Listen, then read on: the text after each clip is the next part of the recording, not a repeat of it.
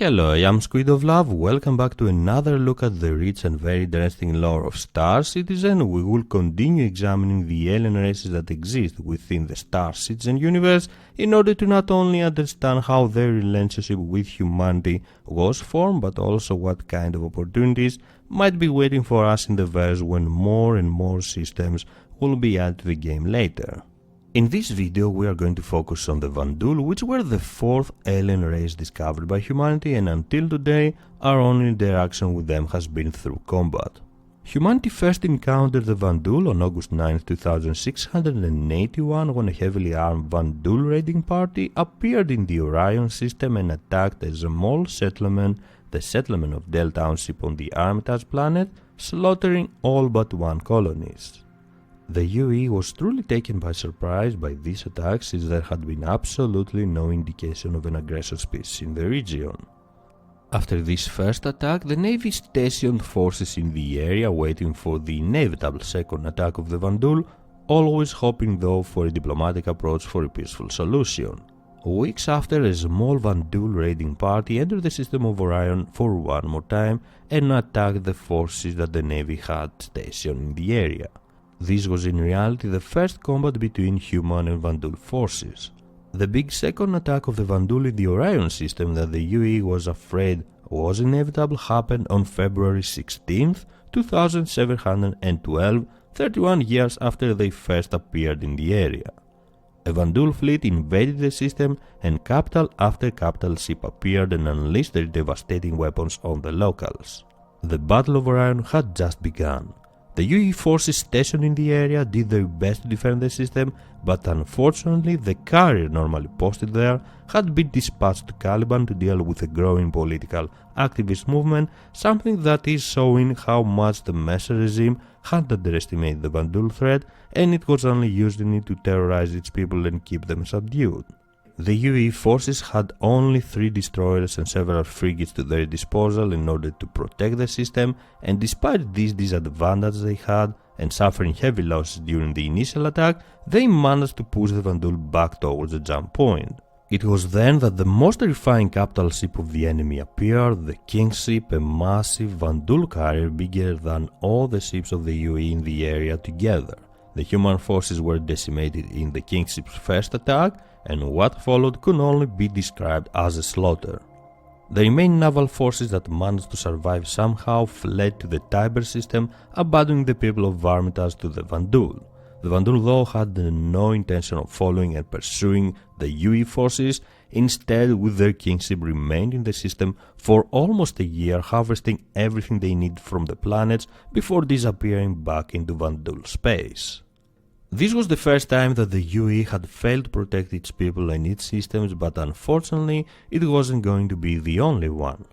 A similar attack was repeated later in the system of Caliban, in what we now know as the Fall of Caliban on 2871, when a Vanduul clan, led by a massive kingship for one more time, entered the system and unleashed a swift and ruthless attack.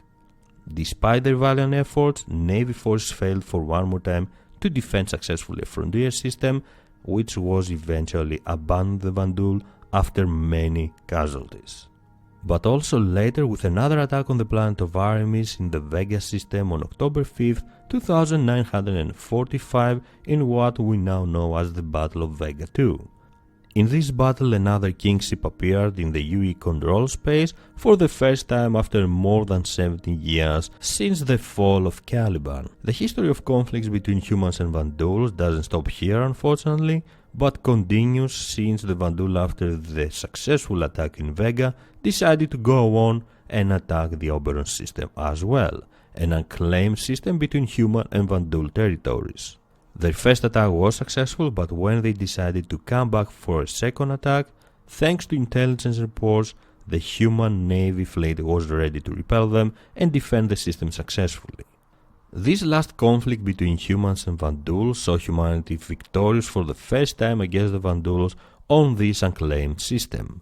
The navy, led by Admiral Bishop himself and deploying for the first time the Retribution-class capital ship, won against a medium-sized Vanduul clan, establishing its presence to the system and giving hope to humanity.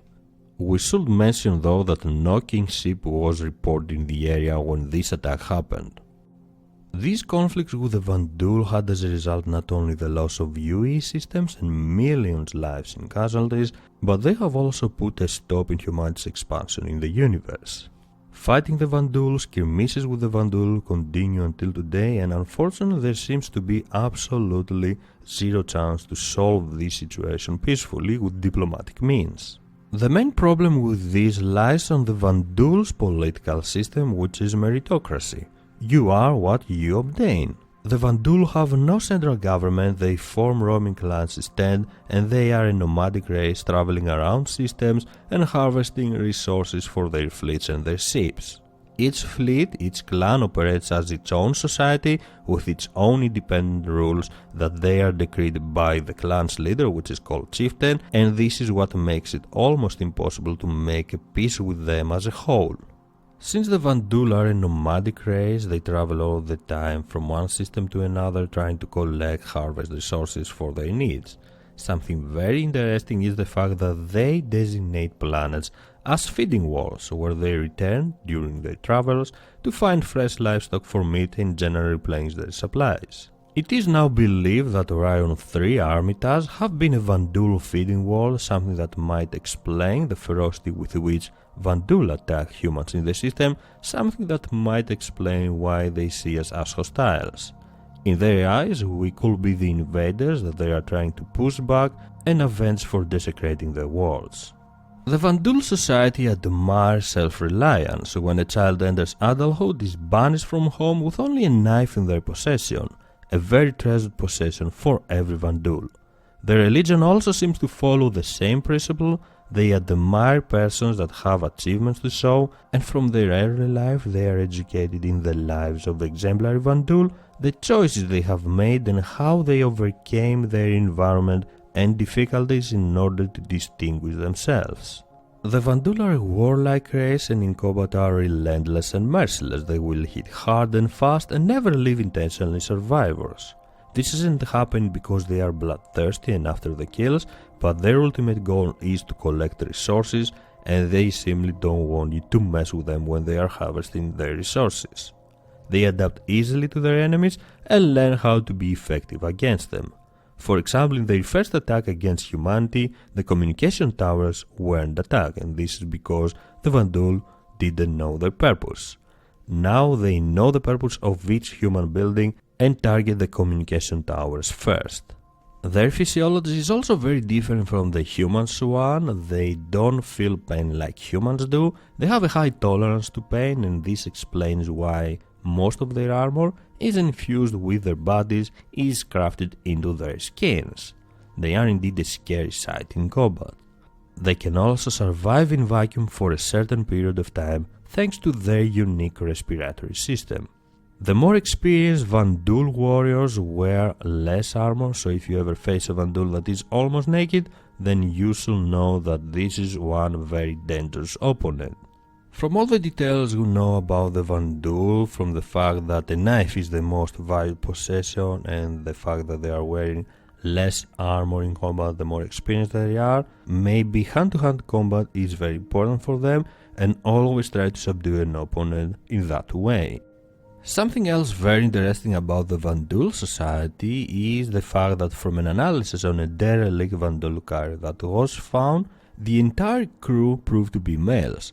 So this might indicate the existence of some central convergence of Vanduul groups where mating and other cooperative activities take place. At the moment there are only 16 known Vanduul systems and their homeworld has not yet been specified. After all, the Vanduul are a nomadic race, so they might not even have a homeworld.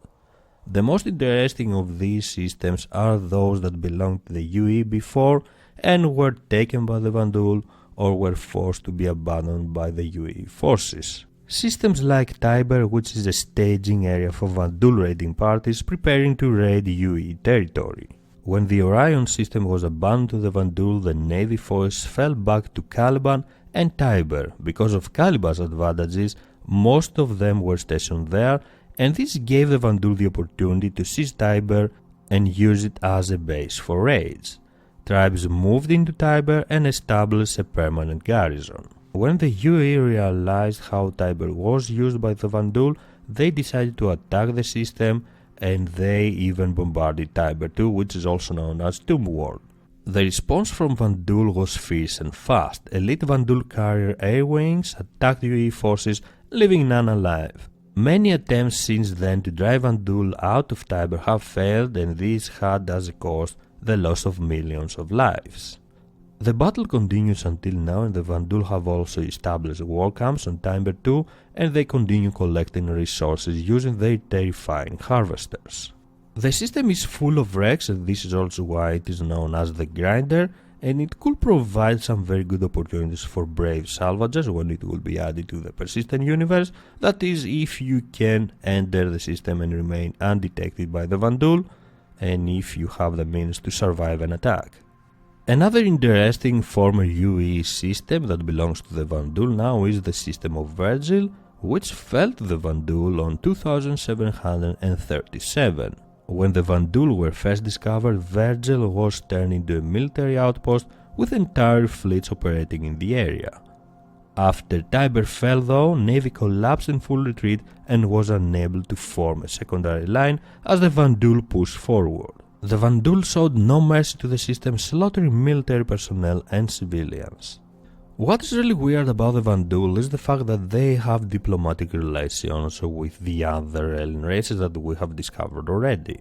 So for example, some of their clans trade with the Banyu, and they have also limited contact with the Xi'an. Some clans even trade with them, but in general they consider the Xi'an as manipulators and cowards, and the Xi'an view them as short-sighted barbaric thugs.